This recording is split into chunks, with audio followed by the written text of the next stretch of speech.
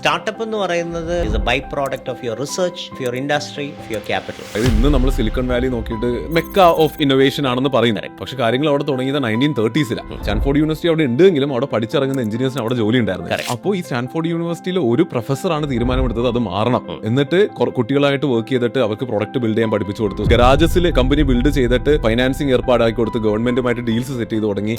അങ്ങനെ ഒരു കമ്പനി അവിടെ ചെറുതായിട്ടുണ്ടായി. 1939 എന്തോ ആണ് ആ കമ്പനിയുടെ പേര് HP എന്നാണ്. അങ്ങനെ ആ HP അവിടെ വലുതായത് കണ്ടിട്ട് ആ യൂണിവേഴ്സിറ്റിയിലെ കുട്ടികളിൽ ഒരു കൾച്ചർ വന്നു. HP പോലെ ബിൽഡ് ചെയ്യണം, HP ആകണം എന്ന് വന്നു. അങ്ങനെ ആ ഇക്കോസിസ്റ്റം പയ്യെ ഡ്രൈവായി HP-യിൽ വർക്ക് ചെയ്തവർ ഇറങ്ങിയപ്പോൾ അവർ കമ്പനി സ്റ്റാർട്ട് ചെയ്യാൻ തുടങ്ങി. അവിടെ ആൾക്കാർ ഇൻവെസ്റ്റ് ചെയ്തു. കുറെ വർഷം കഴിഞ്ഞപ്പോൾ ഈ കമ്പനീസ് എക്സിറ്റ് കൊടുത്ത്. അപ്പോൾ ആ ഇൻവെസ്റ്റേഴ്സ് അതിന്റെ ഒരു ഇമ്പാക്ട് കണ്ടു. അങ്ങനെയാണ് അവിടെ ഇന്ത്യയിലും പിന്നെ മൈക്രോസോഫ്റ്റും ആപ്പിളും ഗൂഗിളും ഇന്ന് OpenAI വരെ എത്തി നിൽക്കുന്നത്. അപ്പോൾ 1930s-ൽ തുടങ്ങിയിട്ട് 70-80 years ആയപ്പോഴാണ് ഇന്ന് നമ്മൾ സിലിക്കൺ വാലി കാണുന്നത്.